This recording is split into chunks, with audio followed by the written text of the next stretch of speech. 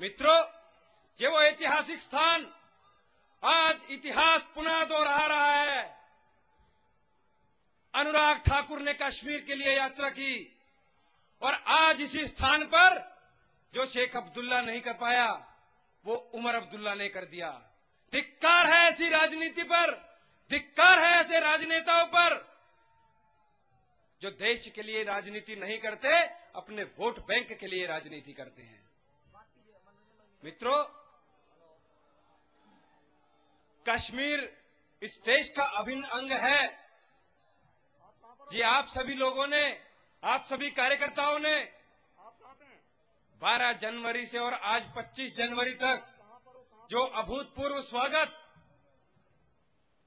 इस यात्रा का किया और आज वो पठानकोट में पहुंची है।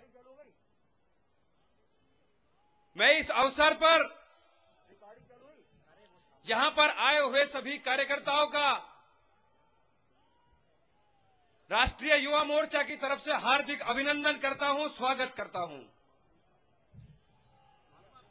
इस यात्रा के राष्ट्रीय प्रभारी और युवा मोर्चे के राष्ट्रीय महामंत्री आदरणीय मनोरंजन मिश्रा जी भी यहां पर उपस्थित हैं। उनका भी अभिनंदन है, स्वागत है।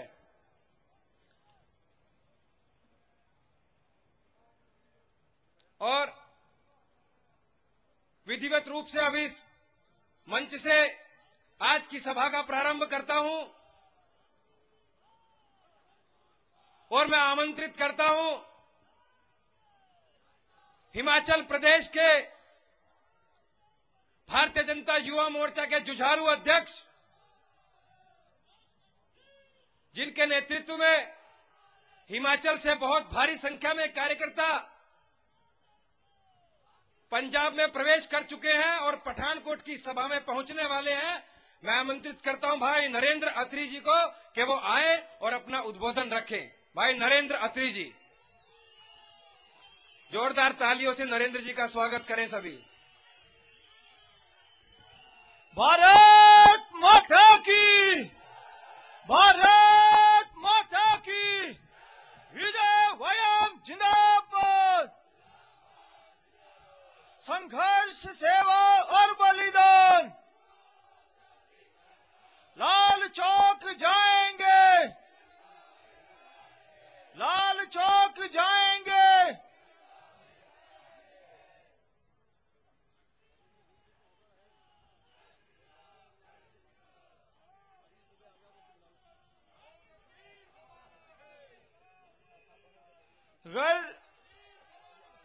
गर वतन ने मांगी लहू की बूंद, हम अपना शीश कटा देंगे।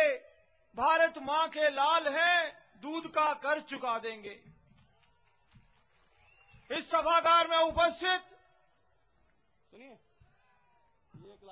पूरे देश के विभिन्न हिस्सों से आई युवा शक्ति,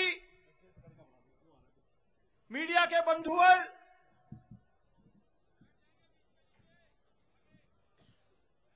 वो पुलिस के भाइयों, आज पूरे देश में मात्र एक बात की चर्चा हो रही है, राष्ट्रीय एकता यात्रा, तिरंगा यात्रा।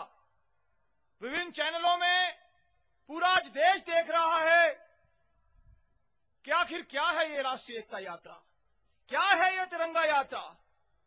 आज देश की आजादी के 63 वर्ष होने के उपरांत भी इस देश के नौजवान भारतीय जनता युवा मोर्चा के राष्ट्रीय अध्यक्ष श्री अनुराग ठाकुर जी के नेतृत्व में यदि राष्ट्रीय एकता यात्रा शुरू हुई तो क्यों हुई। आज यदि देश की आजादी के 63 वर्ष के उपरांत श्रीनगर लाल चौक में तिरंगा फहराने के लिए पूरे राष्ट्र को आह्वान करना पड़ रहा है तो क्यों करना पड़ रहा है। इस देश की आजादी के 63 वर्षों से इस देश के वीर सैनिक, वीर पुत्रों ने अपने सीने पर गोलियां खाकर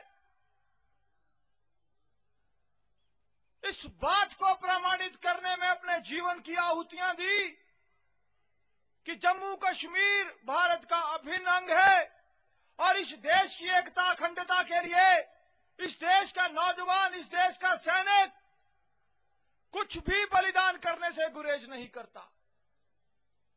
साथियों, जब से इस देश में 5-6 वर्ष पूर्व केंद्र में यूपीए की सरकार आई, निरंतर आतंकवादी गतिविधियों में बढ़ावा हुआ, निरंतर माओवादी गतिविधियों में बढ़ावा हुआ, निरंतर नक्सलवादी गतिविधियों में बढ़ावा हुआ, महंगाई चरम सीमा पर है, भ्रष्टाचार चरम सीमा पर है। मैं आभारी हूं आज भारतीय जनता पार्टी के शीर्ष नेतृत्व का। मैं आभारी हूं भारतीय जनता युवा मोर्चा के राष्ट्रीय अध्यक्ष श्री अनुराग ठाकुर जी का, जिन्होंने आज देश के नौजवानों के सामने एक लक्ष्य रखा है, देश के नौजवानों को याद करवाया है अपना वो गौरवमय इतिहास जिसके लिए भारतवर्ष की युवा शक्ति जानी जाती है। आज इस देश को जागरूक करने की आवश्यकता है कि क्या वो बलिदान व्यर्थ जाएंगे जो जम्मू कश्मीर को लेकर इस देश के नौजवानों ने किए। इतनी लड़ाइयां हुई, इतने बच्चे अनाथ हुए, इतनी माताओं की कोख सूनी हुई, कितनी ही माताओं ने पूरा जीवन बतौर विधवा व्यतीत किया। क्या केंद्र में मौजूद सरकार आज आतंकवादियों से हाथ मिलाकर, गले मिलकर उन बलिदान दिए हुए परिवारों को चिढ़ा नहीं रही है?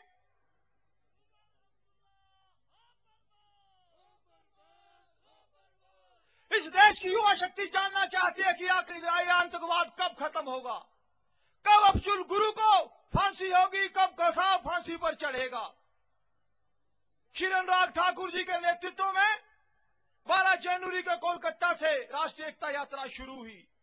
पूरे देश में एक जबरदस्त माहौल आज इस विषय को लेकर है कि जम्मू कश्मीर हमारा है, हम जम्मू कश्मीर के हैं, जम्मू कश्मीर का दर्द हमारा दर्द है और जम्मू कश्मीर के युवाओं को, जम्मू कश्मीर के लोगों को भी उतने ही सम्मान के साथ जीवन व्यतीत करने का अधिकार है जितने शेष भारत के लोगों को।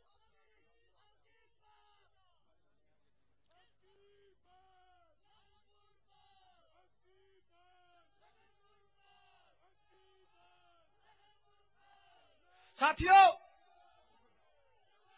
निर्णय लेने का समय आ गया है। आज उन बलिदानों को याद करने की आवश्यकता है जिन लोगों ने हंसते हंसते अपने प्राणों का बलिदान दिया।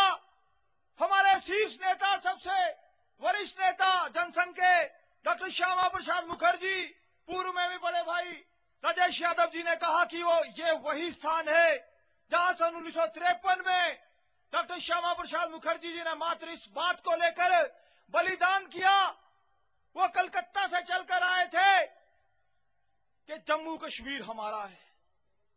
हैरानी होती है जब इस देश के प्रधानमंत्री वही भाषा का प्रयोग करते हैं जो भाषा इस यात्रा के शुरू होने पर अलगाववादी नेता यासीन मलिक कह रहे थे। वो कह रहे थे कि तिरंगा श्रीनगर पे नहीं फहराया जाना चाहिए। आज इस देश के प्रधानमंत्री ऐसा कह रहे हैं। इससे बड़ा दुर्भाग्य इस राष्ट्र का क्या होगा कि मात्र सत्ता प्राप्ति के लिए, अपनी वोट बैंक की राजनीति चमकाए रखने के लिए उन बलिदानों का ये केंद्र की सरकार अपमान कर रही है जो पिछले 63 वर्षों के अंदर इस देश की युवा शक्ति ने अपनी राष्ट्र की एकता अखंडता के लिए दिए हैं। हम आभारी हैं श्री अनुराग ठाकुर जी के, और इस देश की युवा शक्ति आश्वस्त करना चाहती है श्री अनुराग ठाकुर जी को कि इस देश की युवा शक्ति श्री अनुराग ठाकुर जी के साथ है। अनुराग जी, आप आगे बढ़े, हम श्रीनगर लाल चौक तक आपके साथ जाएंगे और यदि झंडा फहराने के लिए कोई भी बलिदान देना पड़े तो इस देश की युवा शक्ति अपने गौरवमय इतिहास को याद करते हुए पीछे नहीं हटेगी। इसी आशा के साथ धन्यवाद। जय हिंद, जय भारत, जय श्री राम। मित्रों, युवा मोर्चे के कार्यकर्ताओं का उत्साह देखते ही बनता है और हिमाचल के अध्यक्ष श्री नरेंद्र अत्री जी ने जो जोशपूर्ण भाषण दिया, उन्होंने जोश और अधिक कार्यकर्ताओं का बढ़ा दिया। युवा मोर्चे के प्रदेश अध्यक्ष, यहां यदि किसी भी प्रदेश के अध्यक्ष हैं तो कृपया वो मंच के पीछे आ जाएं। केवल युवा मोर्चा के प्रदेश अध्यक्ष